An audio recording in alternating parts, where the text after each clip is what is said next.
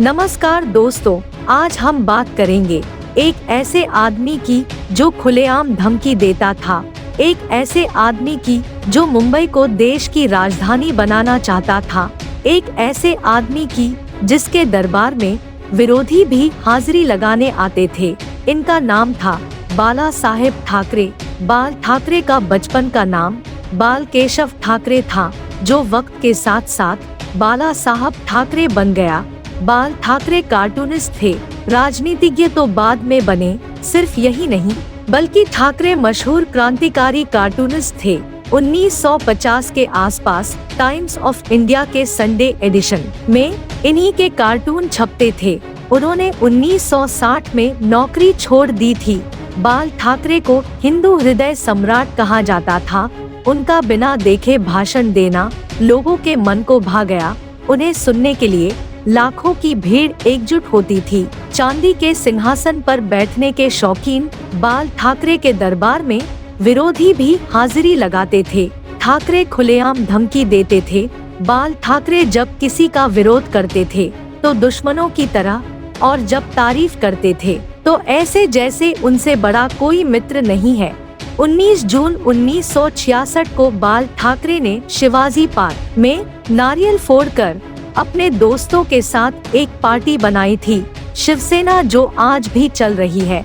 1960 और 1970 के दशक में महाराष्ट्र में उठाओ लूंगी बजाओ पुंगी अभियान चलाया गया था। यह स्पेशल बिहारियों के लिए था, क्योंकि बाल ठाकरे ने अपने समाचार पत्र के मुख्य पेज पर लिख दिया था कि एक बिहारी 100 बीमारी। 1980 के दशक में बाल ठाकरे ने मुसलमानों के बारे में कहा कि यह कैंसर की तरह फैल रहे हैं और देश को इनसे बचाना चाहिए। बाल ठाकरे की एक खास बात ये थी कि वह कभी किसी से मिलने नहीं गए। जिसे मिलना है खुद घर आओ। भारत की हर बड़ी हस्ती उनसे मिलने के लिए उनके मुंबई के घर मातोश्री में जाती थी। बड़े बड़े बॉलीवुड एक्टर बियर पीने और उनसे मिलने उनके घर आते थे, जैसे नरेंद्र मोदी, माइकल जैक्सन। अपने भाषण में बाल ठाकरे अक्सर दो ही चीजों की खुलकर तारीफ करते थे, एक था हिटलर और दूसरा श्रीलंका आतंकी संगठन लिट्टे। बात है सन 1990 के आसपास की। कश्मीर में इस्लामी आतंकवाद चरम पर था। कश्मीरी पंडितों को भगाया जा रहा था। अमरनाथ यात्रा चल रही थी। आतंकवादियों ने यात्रा बंद करने की धमकी दे दी और कहा जो अमरनाथ यात्री आएगा वो वापस नहीं जाएगा। तब बाल ठाकरे ने एक बयान दिया कि हज के लिए जाने वाली 99% फ्लाइट मुंबई एयरपोर्ट से जाती है।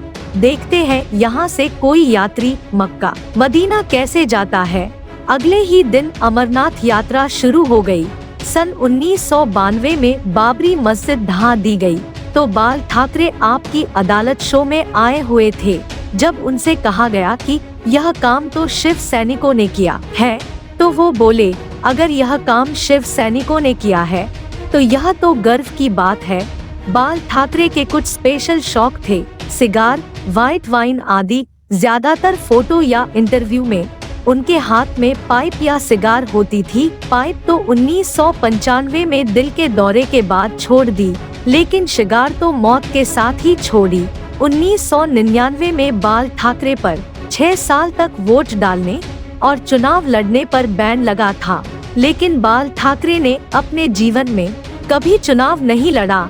अपनी मौत से 2 महीने पहले बाल ठाकरे का एक बयान आया था कि आर्मी मेरे हवाले कर दो, मैं देश को 1 महीने में ठीक कर दूंगा। ठाकरे के जीवन में दुख भी बहुत थे। पहले पत्नी का निधन, फिर बड़े बेटे बिंदुमाधव की कार हादसे में मौत, फिर दूसरे बेटे जयदेव के साथ मनमुटाव और लाडले भतीजे राज ठाकरे का अलग पार्टी बनाना। आपको बता दें कि राज ठाकरे वो आदमी थे जिनको बाल ठाकरे का उत्तराधिकारी माना जाता था। 17 नवंबर 2012 को बाल ठाकरे का निधन हो गया। इस दिन मुंबई बंद था। अंतिम यात्रा में लगभग 5 लाख लोग शामिल हुए। थोड़ी थोड़ी देर बाद एक आवाज उठती है, बाला साहब। लाखों लोग चिल्लाते हैं, अमर रहे। बाल ठाकरे ना तो मुख्यमंत्री थे और ना सांसद, फिर भी उन्हें मरने के बाद 21 तोपों की सलामी दी गई।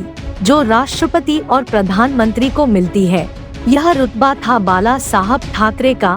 वीडियो अगर आपको पसंद आया हो तो इस वीडियो को लाइक करें, शेयर करें और पेज को फॉलो जरूर करें। धन्यवाद।